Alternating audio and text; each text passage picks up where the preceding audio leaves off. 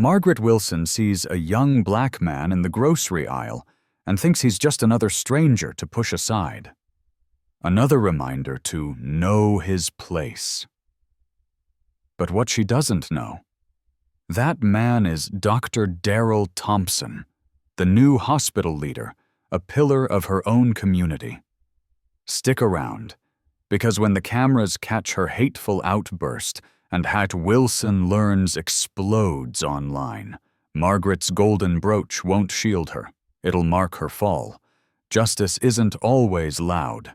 Sometimes it shatters in the quiet glare of a grocery aisle.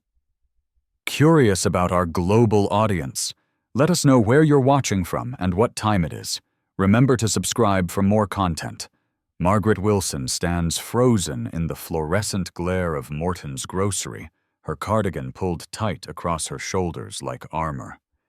The organic produce section, her territory for 40 years, stretches before her like a battlefield.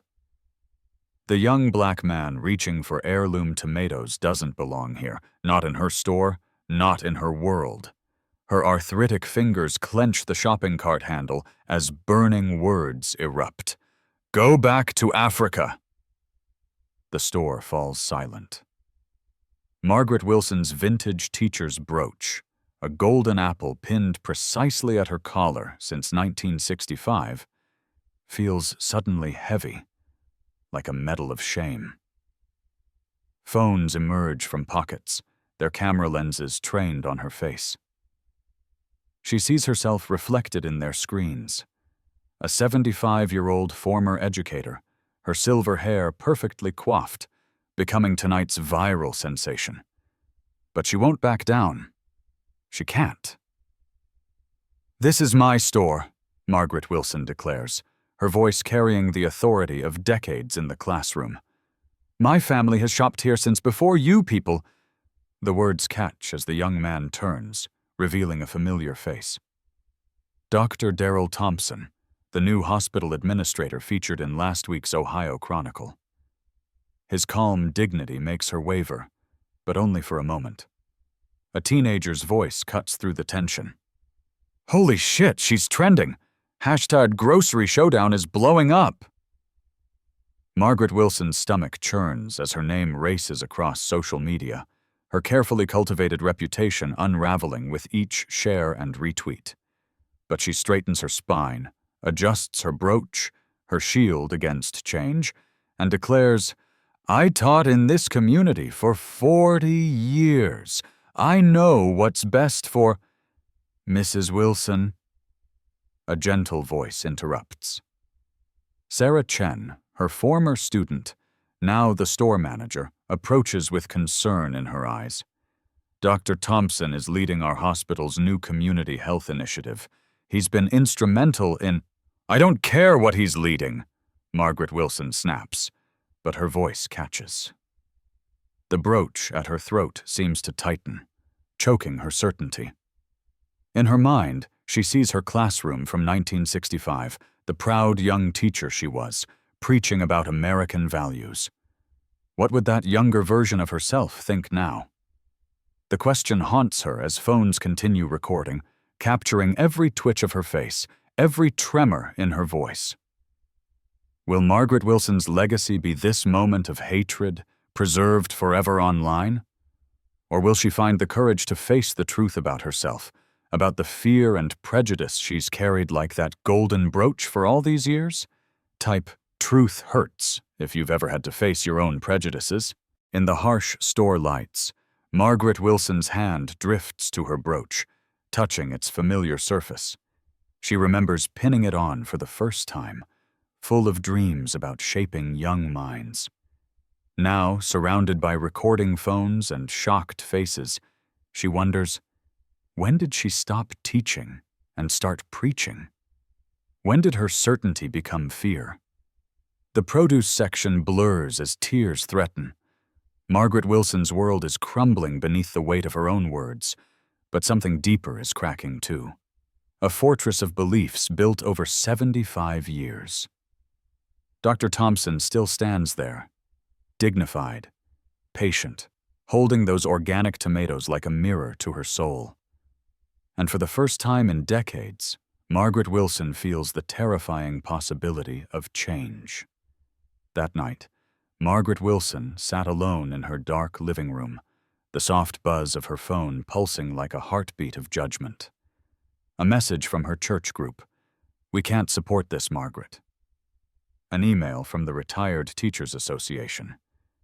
"Your honorary position is suspended pending review." A missed call from her granddaughter. With trembling hands, she dialed back. "Grandma," her granddaughter's voice cracked on the line. "I don't even know what to say. I saw the clip. My friends saw it too. I didn't think you were that kind of person." The call ended in silence, but the words echoed like a hammer blow. Margaret clutched her grandmother's brooch. Not a shield now, but a relic of the past collapsing under its own weight. This wasn't just an internal reckoning. This was her world falling apart around her.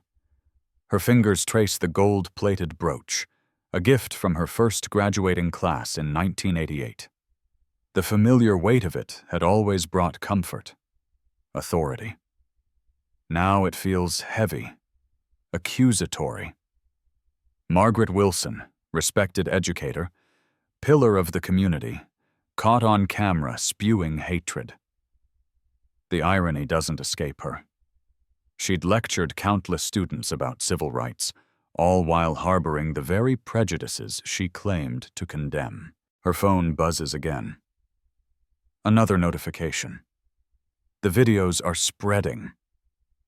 In one, she sees herself, face contorted with an ugly rage she barely recognizes, telling Darrel Thompson to go back to Africa. The words taste like ash in her mouth now. She remembers her father using those exact words at the dinner table, her grandfather nodding in solemn agreement. The legacy of their prejudice, passed down like a poisoned heirloom, now exposed in harsh, fluorescent light. "Ms. Wilson?" A former student's voice makes her jump. Emily Chen, now a local journalist, stands before her with concern in her eyes. "I never thought, after all your lessons about inclusion..." Margaret Wilson's throat tightens. She remembers teaching about the civil rights movement, carefully sanitized versions that never questioned the deeper roots of racism. How many times had she skimmed over the uncomfortable truths, presenting history through a lens that never challenged her own assumptions?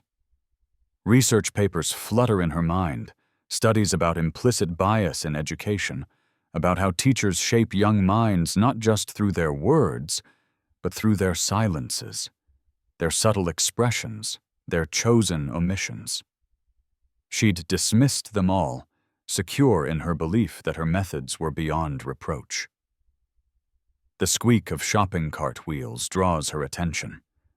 Other customers deliberately steer clear, their eyes averting, their judgment palpable. Margaret Wilson, who once commanded respect with a mere glance, now watches as her community recoils from her presence. Her hands shake as she reaches for her phone again. Social media explodes with clips of her outburst. Former students express their shock, their disappointment. 35 years of carefully cultivated authority, undone in minutes. Wilson bigotry trends locally, each notification a nail in the coffin of her reputation. "Have you seen the demographics report?" Emily asks softly, pulling up an article on her phone. "About how our district's teaching staff hasn't reflected student diversity for decades? Your name, it's mentioned." Margaret Wilson's chest tightens.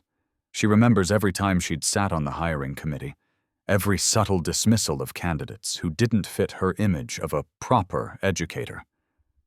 The system she'd helped maintain, the barriers she'd helped reinforce, all of it documented, quantified, undeniable.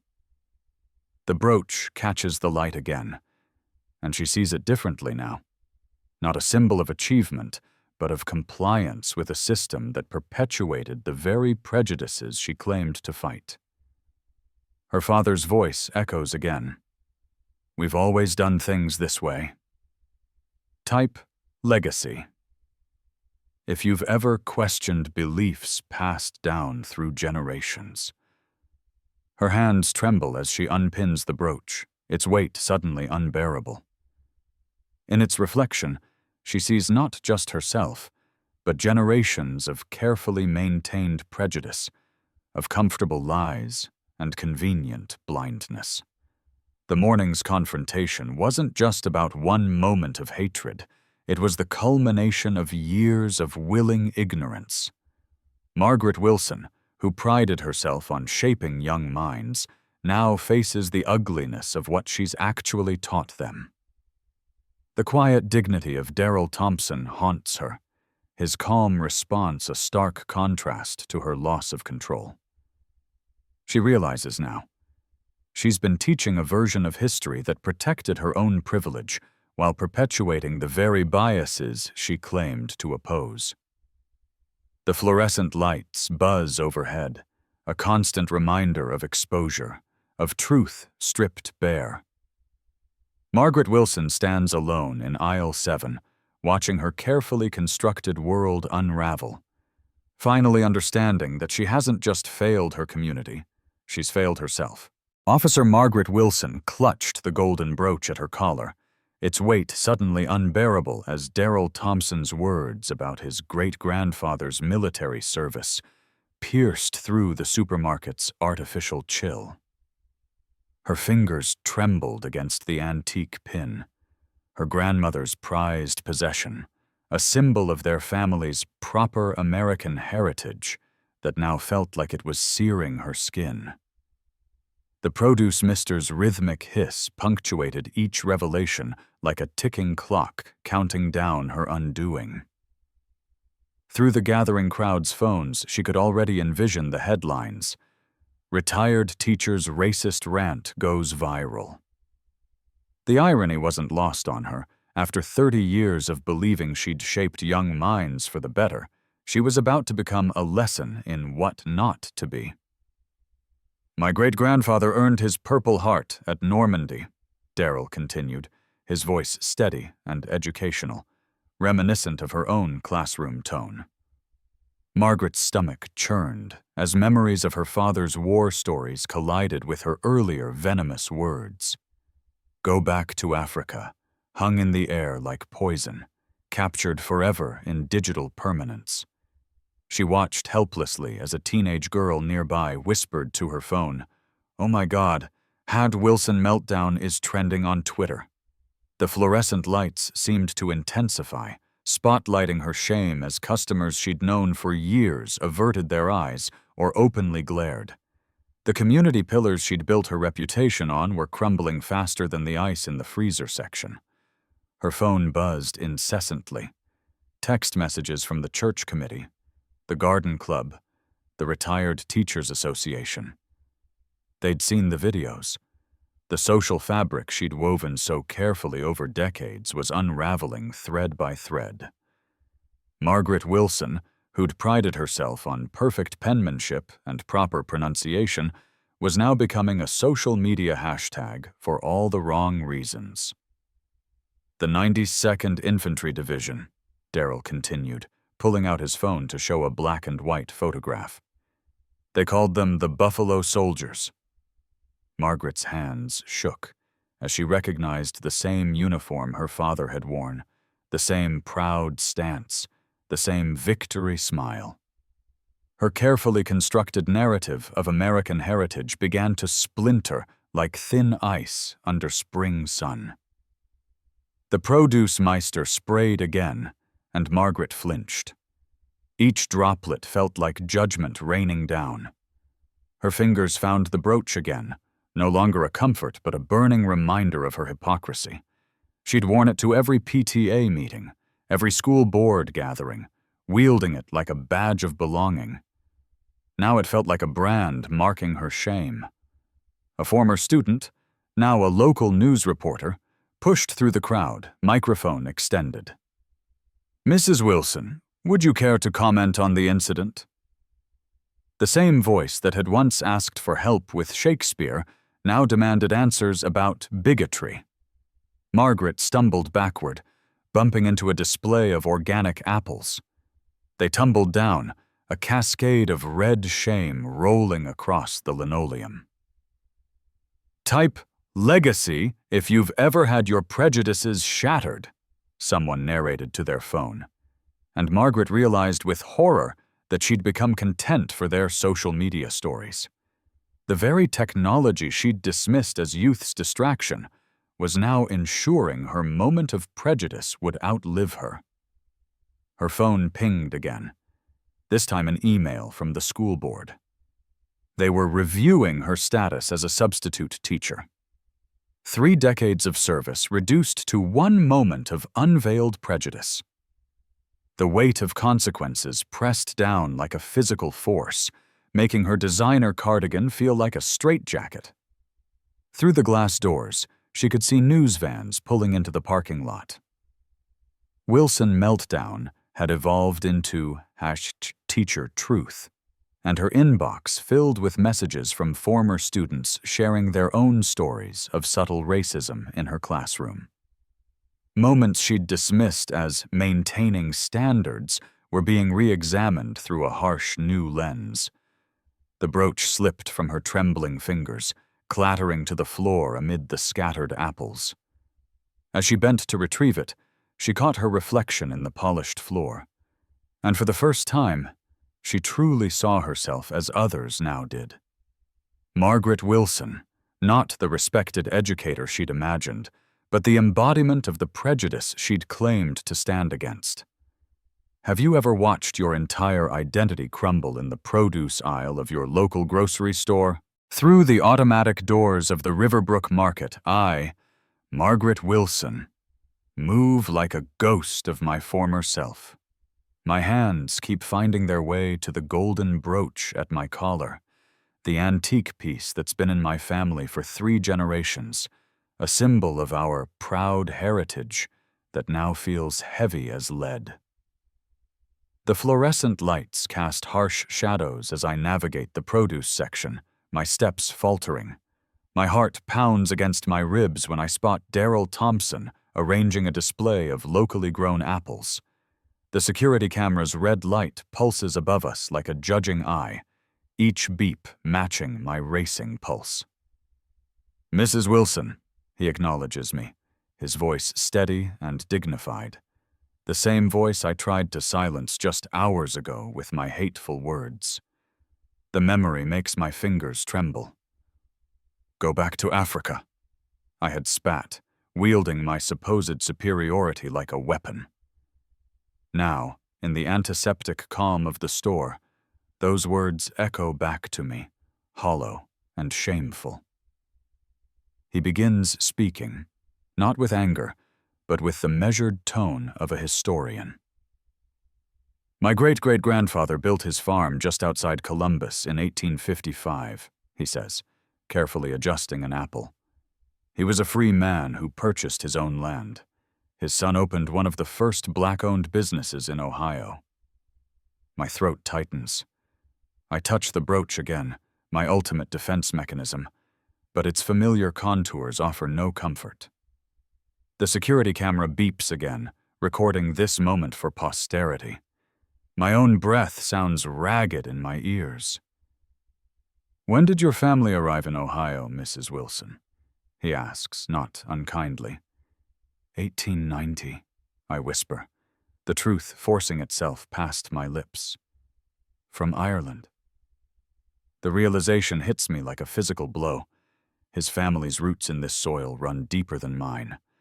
The brooch at my throat suddenly feels like it's choking me.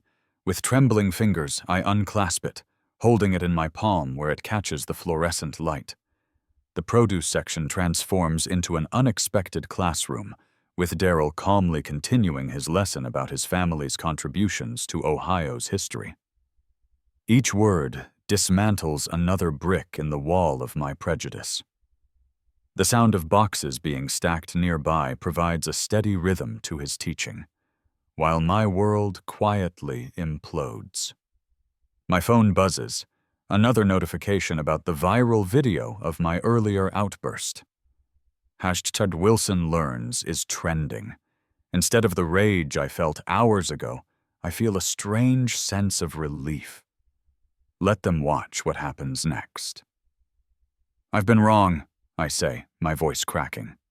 So terribly wrong, for so long. The security camera beeps one final time as I place my grandmother's brooch on the Apple display. Perhaps, I say, this belongs in a museum, as a reminder of the lies we tell ourselves about superiority. Have you ever had to face your own prejudices? Share this moment of transformation with Wilson Learns. The red light of the camera continues its steady pulse, recording not just my shame, but perhaps the first real moment of honor in my family's American story. Margaret Wilson stares at her reflection in the grocery store's window, barely recognizing the woman who, just 24 hours ago, had unleashed decades of poisonous prejudice at Darrel Thompson. Her family's antique brooch, the one her grandmother had worn while protesting integration, weighs heavily in her trembling hand. For 75 years, it had been a symbol of pride. Now it burns with the shame of generations. The automatic doors whisper open, and Margaret Wilson steps inside, her heart thundering against her ribs. The same fluorescent lights that had witnessed her disgrace now illuminate a different scene. Store employees who'd filmed her tirade pause their work, watching. Their phones remain lowered, but she feels the weight of thousands who've already seen her moment of hatred, her "Go Back to Africa" speech that had earned her viral infamy under #Wilson Learns. Darrel stood by the Apple display, his hand gripping the edge of the shelf so tightly his knuckles whitened. All night, he'd read the comments. Why didn't you push back harder? Why let her off so easy? He remembered his father's words from childhood. We don't get to explode, son. We stay calm.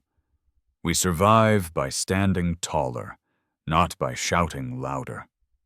When Margaret approached, Darrel had to press his hands together behind his back to steady himself. His jaw tightened, but his voice stayed measured. Not because he wasn't angry, but because he knew that controlled strength could change more than rage ever would. Mrs. Wilson, he said quietly, have you thought about what comes next? Margaret Wilson's fingers trace the brooch's outline one last time. She remembers polishing it just yesterday morning, wearing it like armor into battle. Now its sharp edges feel like accusations against her palm. I've been so proud of being wrong, she continues, each word costing her the certainty she'd wrapped around herself for decades. So invested in hatred that I couldn't see the truth. The store falls silent, save for the gentle hum of refrigeration units. Even the usual beeping of checkout scanners seems to pause. Darrel Thompson turns, his dignity intact despite her previous assault on it. Margaret Wilson feels smaller with each step she takes toward him, her carefully coiffed hair no longer a crown, but a reminder of time wasted on false superiority. My grandmother gave me this brooch in 1964, she says, holding it out. She told me it would help me keep our way of life safe. But our way of life was built on lies, wasn't it? On making ourselves feel bigger by making others feel smaller. Her voice cracks, but she forces herself to continue. I've spent 75 years defending ignorance like it was heritage.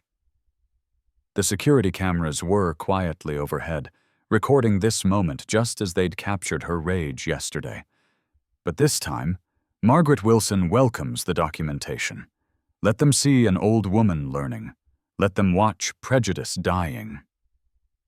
I place this brooch in your hand, Mr. Thompson, she says, the metal making a soft ping against his palm. Not as a gift, you wouldn't want it, but as a surrender, a museum piece, proof that people can change even when they've spent a lifetime being wrong. Tears blur her vision, But Margaret Wilson straightens her spine. I'm sorry. Those words feel so small against the weight of what I did. But they're just the beginning. Please, teach me more. Help me understand what I should have learned decades ago. Around them, customers who'd drawn back in disgust yesterday now draw closer in wonder. Someone's phone captures the moment, but this time, the recording doesn't feel like a weapon. The hashtag #ArtWilson. Learns transforms from condemnation to celebration as Margaret Wilson's voice carries her final truth. Sometimes the hardest lesson is admitting your whole life has been built on lies. But at 75, I'm finally ready to learn a better way. The brooch gleams under the fluorescent lights, no longer a symbol of hatred, but a marker of change. Margaret Wilson watches as Darrel Thompson carefully places it in an envelope, destined for the local history museum's new exhibit on transformation and truth. Drop a 2 if you believe change is possible at any age. Share this moment of transformation. Because sometimes the greatest victory isn't winning an argument, but opening your heart to truth. Wilson. Learns how to change possible.